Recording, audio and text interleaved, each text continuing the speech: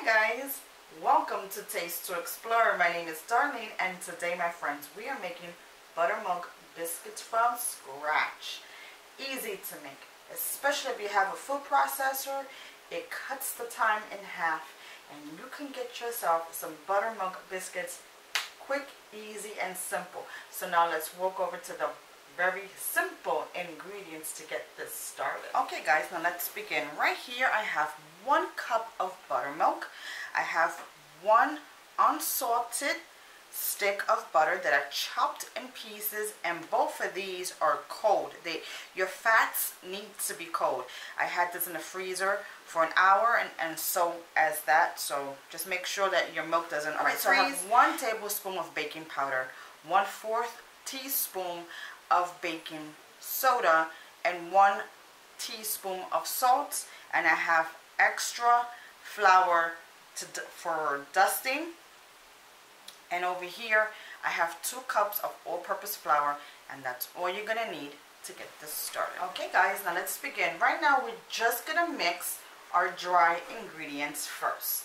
We're gonna put in all of the flour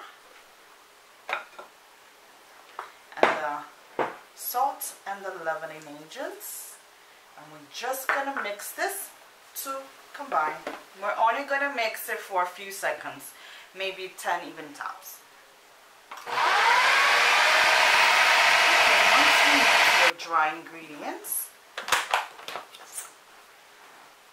Once you mix your dry ingredients, now let's put in the fats. In here I'm gonna put all of the chopped butter, and I chopped up my butter just to make it easier for the machine to grind it up, because since this butter is rock hard, it's frozen, you know, you don't want to damage your machine, so chop it up to make it easy on your machine, and then combine the butter first.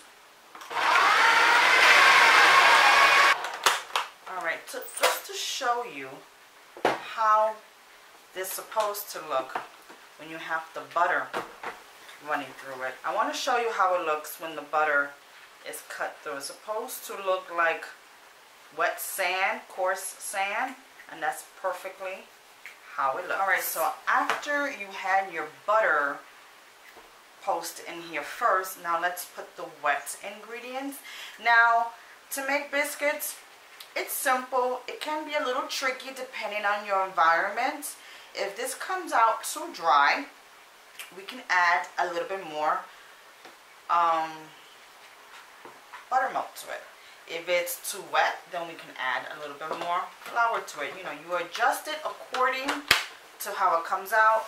Baking is like science. Oh my god, I'm making a mess, but it's okay. Baking is like science, so depending on how the environment is, if it's too hot in your kitchen or too cool, it's going to affect your dough. So now let's post this.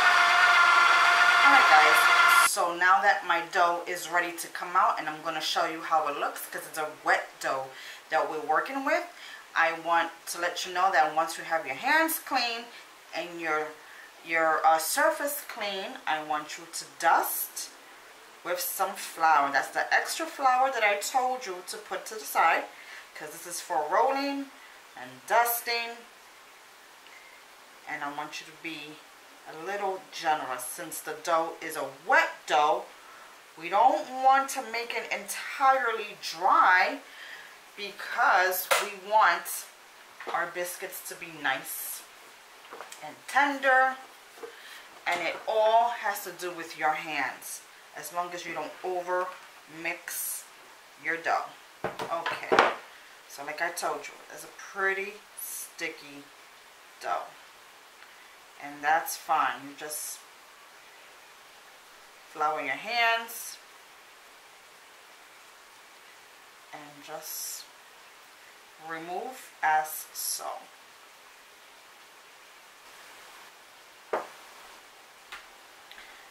Alright, so now that you have the dough off your blades, don't forget to scrape down here too. And take your time. Take your time and remove every bit of this goodness.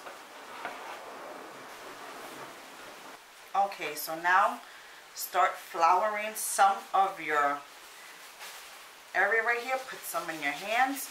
And we're not going to roll it with a rolling pin because that is going to loosen up the gluten too much in this dough. And the important matter is that your dough is soft. It's not overworked. We don't want to overwork it. We just want a really good, it's nice and soft. We just want a really good biscuits. It's okay if it falls on you. Just keep up. It's not sticky no more, so I'm just removing some of the flour. If it was sticky, you were to just put more flour, but don't overdo it. And it's soft. This is nice, soft dough. You don't want to overwork it at all. Now with your hands, since my dough is not sticky no more, I'm just going to press. Press, press, press. It's already been worked with the machine, so we don't have to knit it too much. We just have to place some flour just to remove the tackiness of it. But then after that, it's just simply you press down. Alright, so after you reach your flatness, right? There is no lumps. It's like even. Doesn't matter of the length as long as you press down and it's not rocky. Everything is just, you know, settled. Everything is basically flat. But so a little bit of thickness. Depends on what size you want. This is about a 2-inch rounds and this is 3. So it all depends how big you want them. Make sure that whatever you're going to be using to cut into your biscuits is has flour on the surface because you don't want it to stick. And just press down, do a little shimmy shake to cut through, and release. And there you have it. Beautiful, ain't it?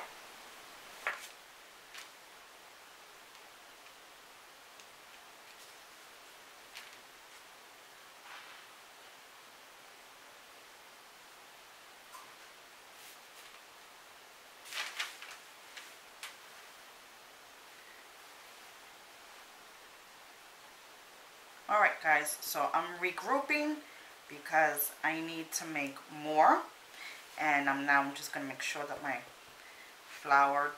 my dough has enough flour because it's getting sticky. And once that happens, you just repeat again. You're just going to flatten it out until it's 1 inch thick.